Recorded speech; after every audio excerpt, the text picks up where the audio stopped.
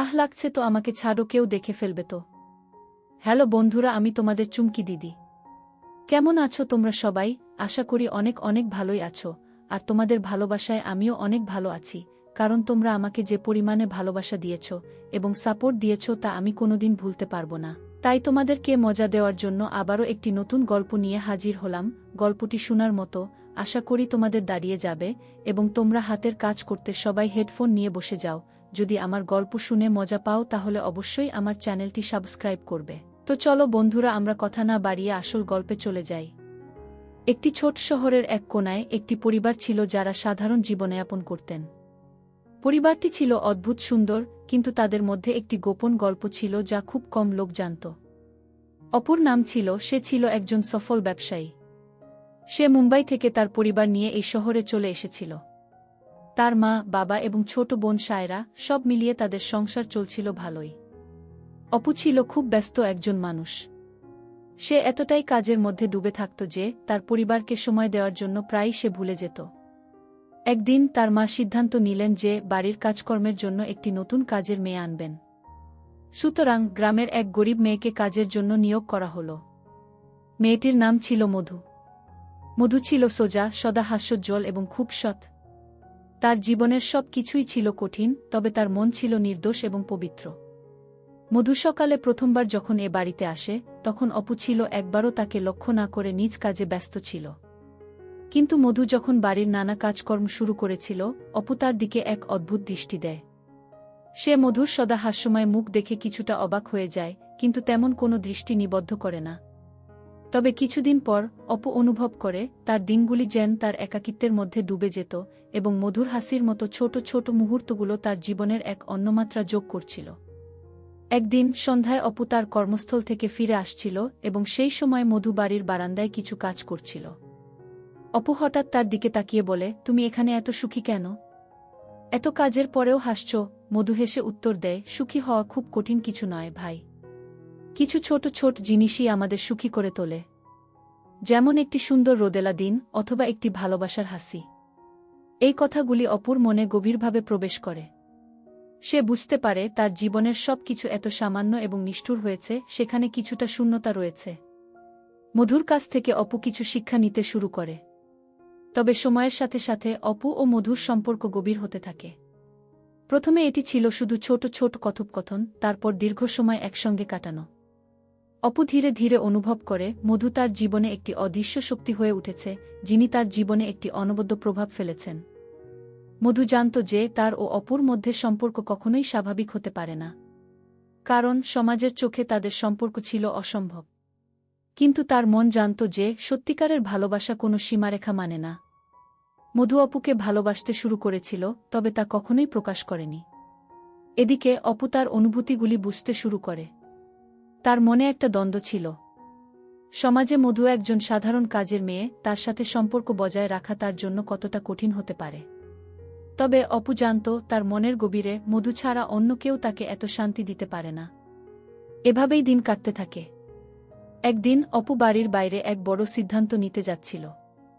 সে তার জীবনের সমস্ত সিদ্ধান্ত নেয়ার জন্য সময় নিচ্ছিল। হঠাৎ মধু তাকে বলল, ভাই, আপনার মনে কোনো চিন্তা থাকলে আমাকে বলুন, আমি আপনাকে সাহায্য করতে চাই। অপু কিছু বলার আগে মধু বলে, ভাই, আপনার জীবন অনেক বড়। আপনি যদি কোনো দিন বুঝতে পারেন যে আমি আপনাকে সেভাবে বুঝতে পারি, তবে আমার হৃদয়ে আপনার জন্য একটি জায়গা থাকবে। এটি শুনে অপু মধুর দিকে তাকিয়ে চুপ হয়ে যায়। তার চোখে অদ্ভুত এক অনুভূতি ভরে ওঠে। সে জানত মধু তার জীবনের সবচেয়ে বড় সম্পর্ক হয়ে উঠেছে, তবে সে এখনও পুরোপুরি প্রস্তুত ছিল না। পরবর্তী কয়েকদিনে অপু মধুকে আরও বেশি করে বুঝতে শুরু করেছিল এবং সে বুঝতে পারে যে সমাজের বাধা ও ভীতি কেবলমাত্র একটি অস্থায়ী বিষয়। সবচেয়ে গুরুত্বপূর্ণ বিষয় হল মনের শান্তি এবং ভালোবাসা। এখানে গল্পের পরিসমাপ্তি হল, তারা একসঙ্গে জীবনের পথে হাঁটতে শুরু করে, সমাজের সমস্ত প্রতিবন্ধকতা ও সমস্যা ছাপিয়ে। কিছু মাস পরে মধু আর অপুর মধ্যে সম্পর্ক আরও নিবিড় হয়ে ওঠে। তবে তাদের সম্পর্ক ছিল অনেকটা সাইলেন্ট, অজানা ও অবদমিত। অপু জানত যে মধু তার জীবনের খুব গুরুত্বপূর্ণ অংশ হয়ে উঠেছে, কিন্তু সে কাউকে কিছু বলত না। সমাজের প্রচলিত ধারার বাইরে গিয়ে এই সম্পর্ককে তারা কখনো প্রকাশ করেনি। মধু জানত অপু তার হৃদয়ে স্থান পেয়েছে, তবে সে অনুভব করত যে সমাজের চোখে তাদের সম্পর্ক শুধুই এক রূপকথা, যা কখনো বাস্তবে রূপ নেবে না। সে জানত যে অপু তার জন্য যা করছে তার পরিণতি কখনোই সুখকর হতে পারে না। তবুও মধু তার মনেই চুপিসারে এক অনুভূতি লালন করত। একদিন অপু বাড়ি ফিরে এসে মধুকে খুব চিন্তিত অবস্থায় দেখতে পায়। সে মধুর কাছ থেকে জানতে চায়, তুমি এত চিন্তিত কেন? কিছু সমস্যা হয়েছে কি? মধু চোখে জল নিয়ে বলল, ভাই, আমি জানি না আমি কোথায় যাব। আমাদের পরিবারে কেউ জানে না আমি এখানে কাজ করছি, এবং আমাদের গ্রামের সবাই জানলে আমি অনেক লজ্জিত হব। অপু নীরবে কিছুক্ষণ দাঁড়িয়ে থেকে বলল, তুমি যদি চাও আমি তোমার এই সমস্যার সমাধান করতে পারি। তুমি সব সময় আমাকে বিশ্বাস করতে পারো। মধু কিছু না বললেও অপুর কথা তাকে এক নতুন শক্তি ও সাহস দেয়। সে ভাবতে থাকে, এই মানুষটি যে তাকে শুধু কাজের সহকর্মী হিসেবে দেখেনি, বরং তার হৃদয়ে এক অন্য জায়গা তৈরি করেছে, সেটি তার জন্য এক আশীর্বাদ। তবে সমস্যা ছিল আরও গভীরে। অপু, যার জীবনের সবকিছু ছিল পরিকল্পিত, কোনো দিন ভাবেনি যে তার জীবন একটি কাজের মেয়ের সাথে সম্পর্ক তৈরি করবে। কিন্তু মধুর সঙ্গে কাটানো প্রতিটি মুহূর্ত তাকে তার জীবনের গুরুত্ব ও উদ্দেশ্য সম্পর্কে নতুনভাবে চিন্তা করতে শেখায়। মধুর সংবেদনশীলতা, তার হাসি মুখ, তার কঠিন জীবনযাপন, এই সবই অপুকে অনুভব করায় যে বাস্তব ভালোবাসা তখনই ঘটে যখন তুমি নিঃশব্দে কাউকে পরিপূর্ণভাবে গ্রহণ করো। একদিন অপু মধুকে একটি চিঠি দেয়, যেখানে সে তার মনের সব কথা লিখে ফেলেছিল। মধু, আমি জানি তুমি আমার সম্পর্কে অনেক কিছু ভেবে ফেলেছ, কিন্তু আমি চাই তোমার পাশে দাঁড়াতে। আমি তোমাকে কিছু দেওয়ার যোগ্য নই, তবে আমি তোমার পাশে থাকতে চাই। তুমি আমার জীবনের অমূল্য রত্ন, আর আমি জানি যে আমাদের সম্পর্ক শুধু সামাজিক চেহারায় সীমাবদ্ধ না হয়ে কিছু গভীর অনুভূতির মধ্য দিয়ে গড়ে উঠবে। মধু প্রথমে চিঠিটি পড়ে অবাক হয়ে যায়, কারণ সে কখনো ভাবেনি যে অপু তার মনের সব কথা লিখে ফেলবে। সে বুঝতে পারে এই সম্পর্ক শুধু কিছু শর্তাবলীর মধ্যেই বন্দী নয়, বরং এটি একটি খাঁটি অনুভূতির সম্পর্ক। তবে তাদের সম্পর্কের আসল পরীক্ষা শুরু হয় একটি সন্ধ্যায়। একদিন পরিবারের সদস্যরা এক বড় অনুষ্ঠানের আয়োজন করেছিল। মধুকে কাজের জন্য বাড়িতে রাখা হয়েছিল, কিন্তু অপু জানত এই অনুষ্ঠানে মধু যদি আসে তবে সবার সামনে তাদের সম্পর্ক উন্মুক্ত হয়ে যাবে। সে মধুকে আমন্ত্রণ জানায়, কিন্তু মধু জানত যে এটা তাদের জন্য কতটা বিপজ্জনক হতে পারে। ভাই, আমি জানি তোমার ইচ্ছা, কিন্তু আমি জানি না আমরা এই পরিস্থিতিতে কিভাবে চলতে পারব, মধু বলেছিল। এটি শুধু তোমার পরিবারকেই না, সমাজকেও প্রভাবিত করবে। অপু গভীরভাবে শ্বাস নিয়ে বলল, মধু, আমি তোমার প্রতি আমার ভালোবাসা আর অনুভূতি কখনো লুকাব না। তুমি যদি জানো যে তুমি আমার জীবনের সঠিক মানুষ, তবে আমরা সমাজের ভয় ছাড়িয়ে এক নতুন পথে হাঁটব। আমি তোমাকে সম্মানিত করতে চাই, শুধু কাজের মেয়ে হিসেবে নয়, একজন মানুষ হিসেবে। মধু অপুর কথা শুনে কিছু সময় চুপ থাকে, তারপর সে শুধু একটি ছোট্ট উত্তর দেয়, তাহলে আমি প্রস্তুত। সেদিন সন্ধ্যায় অপু এবং মধু একসঙ্গে পার্টিতে উপস্থিত হয়। অপু তার মাকে বলে, এটি আমার বিশেষ বন্ধু মধু। সবার সামনে মধুর নাম উচ্চারণ করে অপু বুঝিয়ে দেয় যে সে তাকে শুধু একজন কাজের মেয়ে নয়, বরং তার জীবনের অঙ্গীকার ও অংশ হিসেবে গ্রহণ করেছে। এখানে তাদের সম্পর্কের চূড়ান্ত মুহূর্ত শুরু হয়। সবাই অবাক হয়ে যায়, তবে অপুর দৃঢ় মনোবল ও মধুর প্রতি তার গভীর ভালোবাসা সবাইকে প্রশংসা করতে বাধ্য করে। মধু অপুর পাশে দাঁড়িয়ে অনুভব করে যে ভালোবাসা শুধু মন থেকে আসে এবং তা সমাজের নিয়মকানুনের মধ্যে।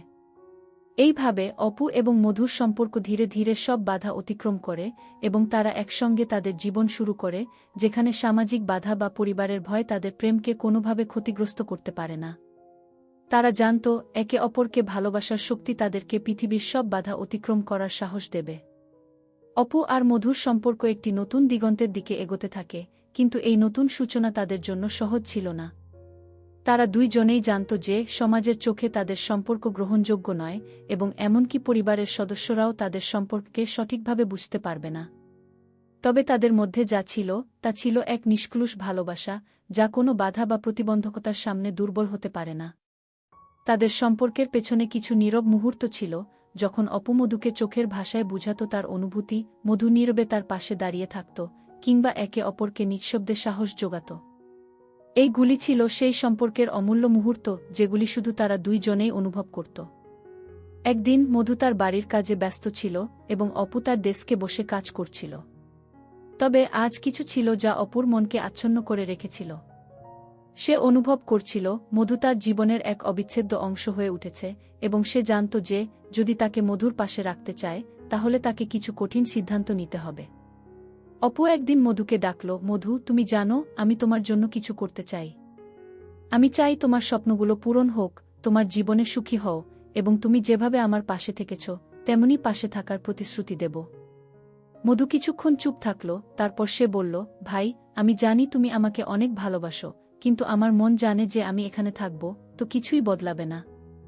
আমার জীবন তো সীমাবদ্ধ, আর তুমি যা চাও তা হয়তো সম্ভব নয়। অপু গভীরভাবে তার চোখে তাকিয়ে বলল, যদি তুমি চাও আমি তোমার পাশে দাঁড়াব, কিন্তু আমাদের সম্পর্ক একেবারেই অন্যরকম হতে হবে। তোমার স্বপ্ন পূরণের জন্য আমি তোমাকে সাহায্য করতে চাই।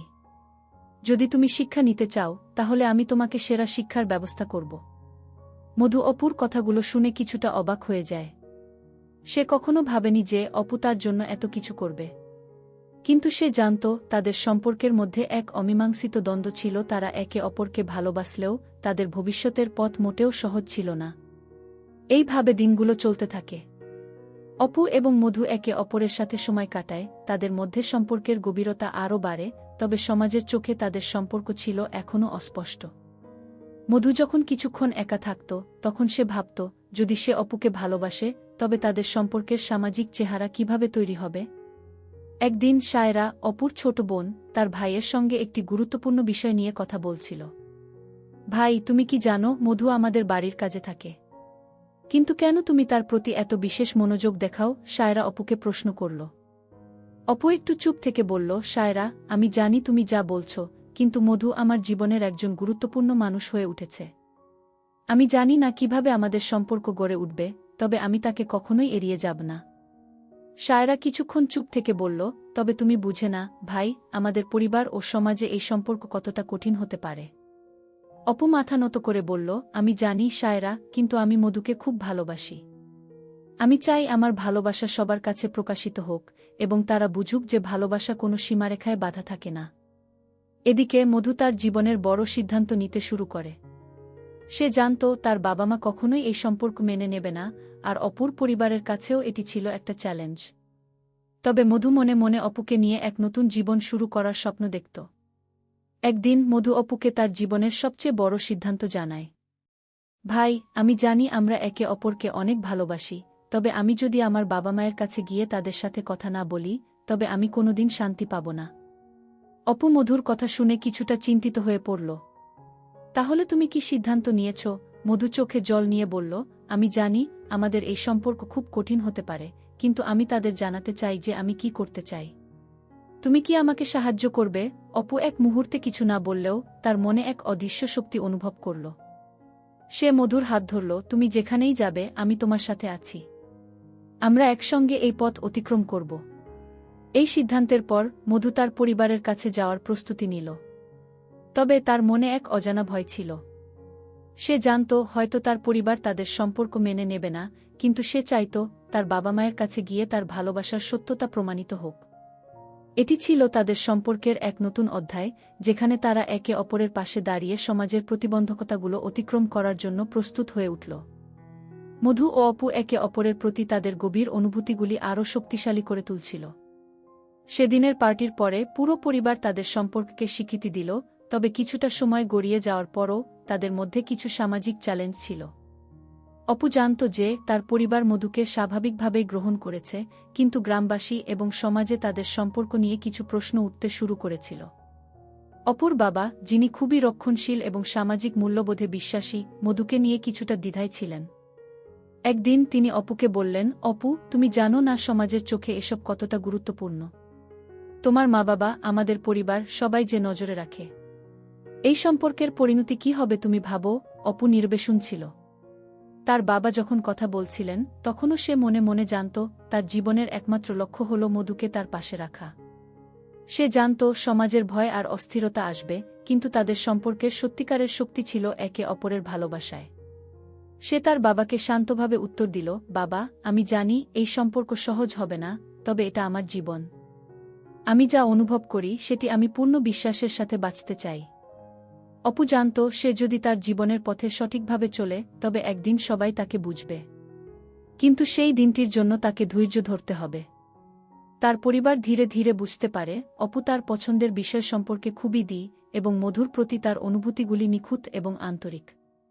মধু তার দিক থেকে এক ভিন্ন পরিস্থিতিতে পড়েছিল। সে জানত তার জীবনের সাথে সঠিক সিদ্ধান্ত নিতে হলে তাকে সঠিকভাবে চিন্তা করতে হবে।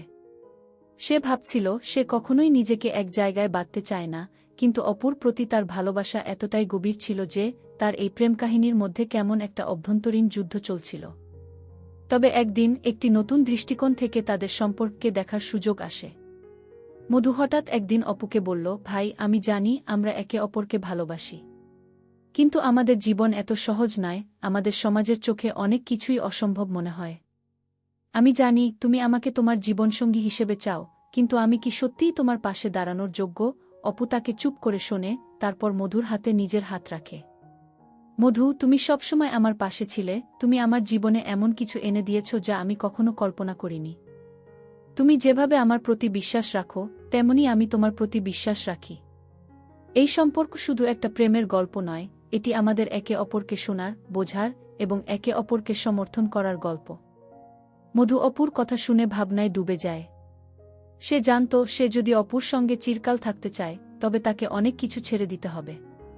কিন্তু এই ভালোবাসা, এই সম্পর্ক এত সুন্দর ছিল যে সে সমস্ত সংকোচ, ভয় এবং চিন্তা দূরে সরিয়ে রেখে একে অপরকে গ্রহণ করার সিদ্ধান্ত নেয়। একদিন অপু মধুকে তার সাথে একটি ছোট ট্রিপে যাওয়ার আমন্ত্রণ জানায়। সে জানত তাদের সম্পর্কের শক্তি আরও সুদৃঢ় করতে এই একসাথে সময় কাটানো খুব গুরুত্বপূর্ণ। তারা একটি শান্ত পাহাড়ি এলাকায় চলে যায়, যেখানে কোনো একান্ত নিস্তব্ধতা ছিল। সেই একাকী জায়গায় তারা নিজেদের অনুভূতিগুলিকে পরিপূর্ণভাবে প্রকাশ করতে পারে।